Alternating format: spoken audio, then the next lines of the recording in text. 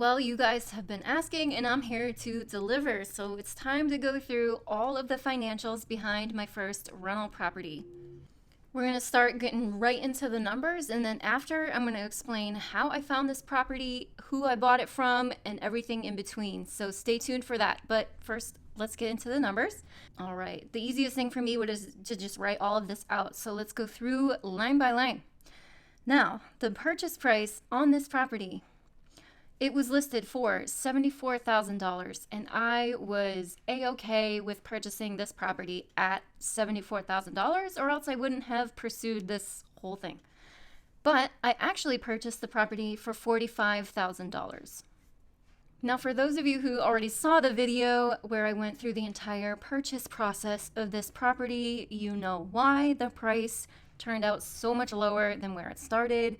And so I'll just be brief here, but it basically came down to the fact that it took 9 freaking months to buy this property from the moment I said I want this house to signing on the line.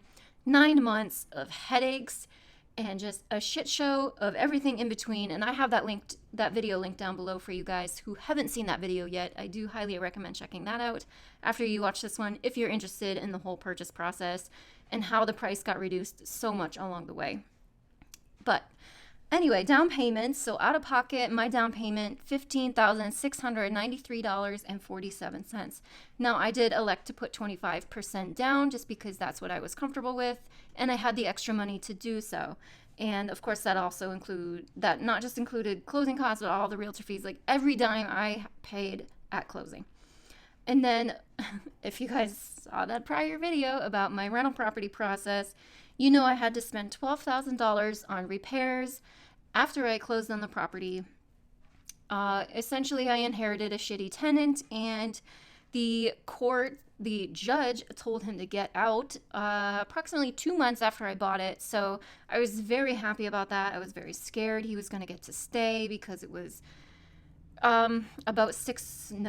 about a year into the pandemic, and there was all the rental moratorium. So I was nervous I was going to be stuck with this non-paying tenant, but I got very lucky.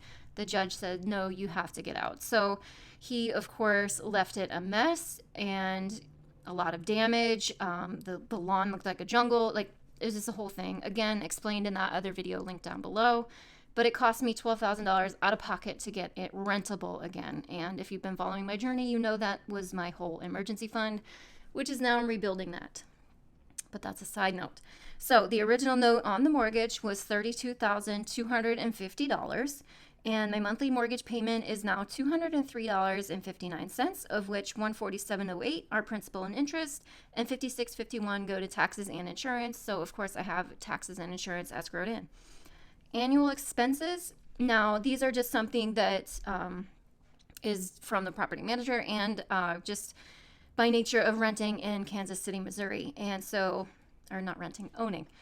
Missouri, for the state of Missouri, you have to have an in-state active trustee. And so I pay $100 a year to the active trustee for that service.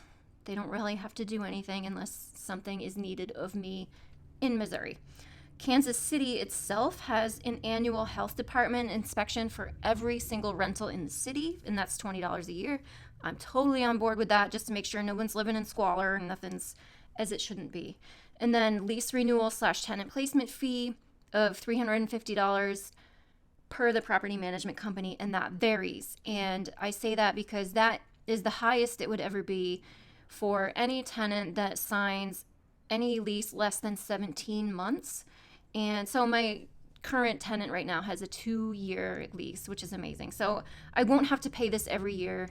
And who knows, maybe she'll want to stay longer, maybe she won't, I don't know, doesn't matter. But that's the most I'll ever have to pay yearly. So in total, $470 annual expenses. Now the cash flow, the fun part. The current rent is $734 a month, or $88.08 annually. Property management is $66.06 a month, and that is a 9% fee. CapEx / repairs, $36.70, and I'm saving 5% out of that. Rent for those expenses, and that's just a number I'm comfortable with. And same with vacancy, $36.70 a month. And then you take out the mortgage, $203.59, and the monthly cash flow is $391 a month, or $4,692 annually. Now, again, these are just savings numbers that are my comfort level. I'm actually saving 100% of this cash flow in its own bank account because I am saving that money aside to save up a down payment for my next rental property, since I don't need that money to live on in the meantime. And now ROI, which is return on investment, is just your annual return divided by your total investment.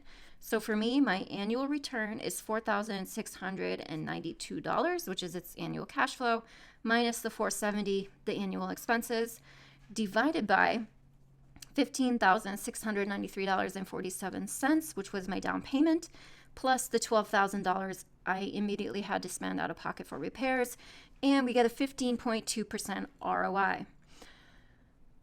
This is my first property, so I am no expert. So please, everyone's going to have their own personal opinion whether or not they think these numbers are good.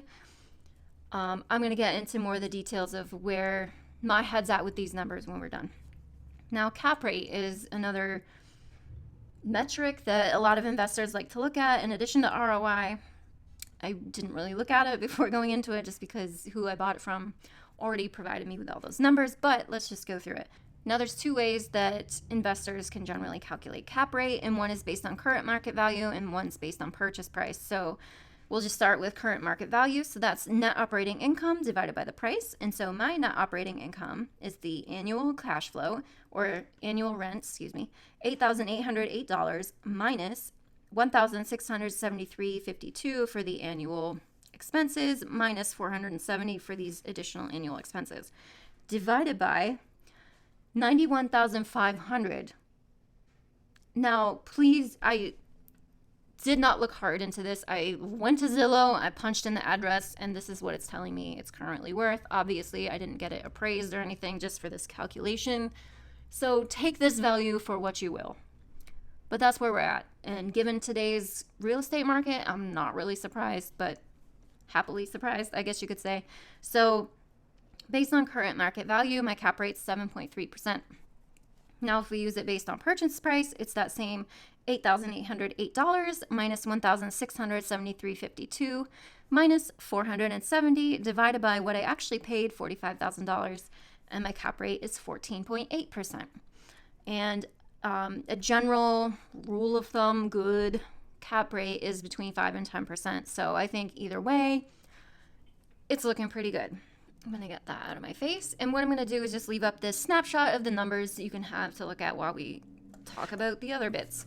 So where did I find this house?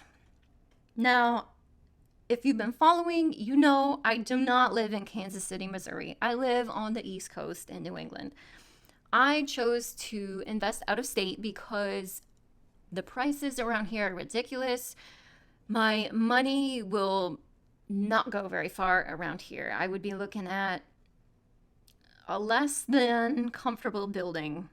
I'll just put it that way. Like, we have a lot of old buildings, we have basements, we have scary basements, like just so many things that I did not want to invest in because one, it was my first property and I'm nervous about it, but two, you just hear way too many stories about foundations and basement problems, and I just didn't want to go there. So for me, I have the money, I did not have the time. I work a crazy job that takes up a lot of my time. I work a rotating shift. I don't have time to be hunting the real estate market, even though I look at it all the time, but actually actively reaching out to realtors and working with people, going to see the property. For me, it made more sense to use a turnkey company, which is exactly what I did. And I didn't just go into this whole process blindly. I researched very heavily for about 9 months, and a big part of that research was the Bigger Pockets podcast. Highly, highly, highly recommend. I think I listened to every single podcast in a 9-month span, and I even went back and listened to old ones. And that gave me a lot of the confidence that I had to just try. And because I didn't want to get stuck in analysis paralysis forever and be worried. I just wanted to get my first one out of the way, rip the Band-Aid, and cut my teeth on learning how to do this whole process. So that's exactly what I did. I used a turnkey company recommended by Bigger Pockets, and I'd say it worked out okay. That being said, would I use them again? It depends. I liked the company. The owner was fantastic. From the minute you reach out to them and say, I'm interested in doing this, I want to start the process of buying a house. And the owner himself, jumps on the phone with you and says, hello, welcome, this is me, this is what we have to offer you, what are you looking for? You get a feel for each other. And if you are curious, the company I used is renttoretirement.com. Now, the house that I chose just happened to be in Kansas City. They actually have teams all over the country, and they research areas that they think have good returns for real estate investors. So they'll research an area, they'll start a team there. So you are working with a team. It's a different team in each city that they might be working in. So they have a full inventory list on their website of all the different places that they have a team and all of their current listings they have available. So you just can go on their website and pick out a house and reach out to them and say, hey, I'm interested in this house. That's exactly what I did. So yes, I like the company. I love the idea. I don't know that I would work specifically with the Kansas City, Missouri team again. I have mixed feelings about it just because I felt like communication could have been better during that 9-month process. I'm sure they were frustrated with my house, my listing, my transaction as a whole, but also like there was some shady, not the best communication going on. Again, check the video link down below for more details. But I also need to keep in mind that I was buying this house in 2020. So it was like, kind of at the start of when the housing market went crazy. Every real estate agent was probably maxed out. They probably still are. It was at the beginning of all that, plus the pandemic and all that. So I'm sure that played into it a bit, but I just love the company. I would personally probably pick a different team in a different city next time. But that being said, I still think it all worked out great. And for me, this property is a buy and hold. I don't care what the price is doing right now. I don't care I'm not anyway interested in selling it, even though I've gotten probably like 20-ish calls, texts, emails since I bought it from other real estate investors asking me if I was interested in selling, and I'm not. All these people reaching out makes me feel good about it, like, oh, other investors want it, so it must be a-okay. Nope, it's mine, I'm keeping it. So the whole point of this house for me was, one, the learning curve of getting into real estate investing, and two, ultimately the cash flow is the biggest focus for me.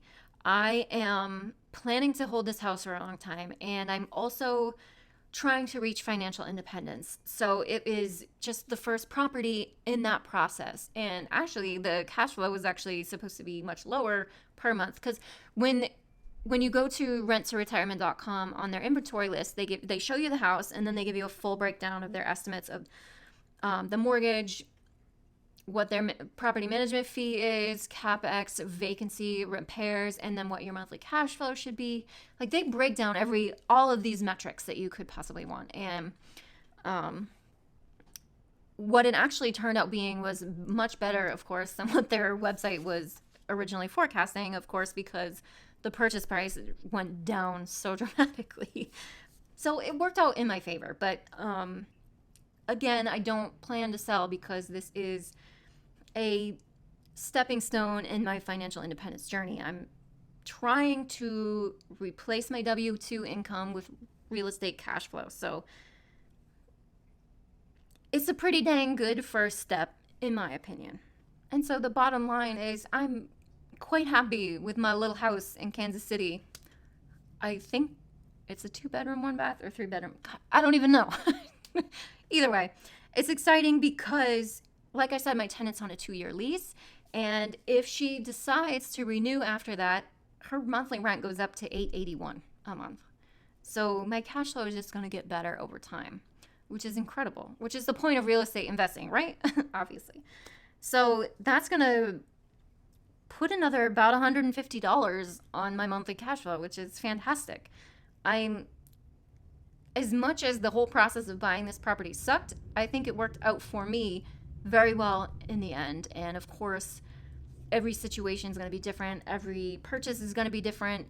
Absolutely do your due diligence before you get into real estate investing, because like any investing, there is risk involved. So there's that. I knew that going into it. I currently, in my current job, have the money to back it up if things go wrong, things go badly. So I'm not super worried about it. But again, it's all about comfort level and what you feel comfortable with your finances. I don't know. What do you guys think? Let me know in the comments. Do you think these numbers are good? Are they not? I don't know. Everyone's journey is different. Everyone's story is different. I'd love to see how these numbers compare to your investments if you're a real estate investor as well. That being said, thank you so much for watching. Again, I have the whole purchase process and headache journey video linked in the description below. If you're curious at all about how real estate investing fits into my financial independence plan that I have mapped out for the next 4 years, you can check out this video right here. Yes, it's 5 years, but I'm already a year in now, so it's kind of exciting. Again, thank you for watching, and I will see you guys in the next one. Bye.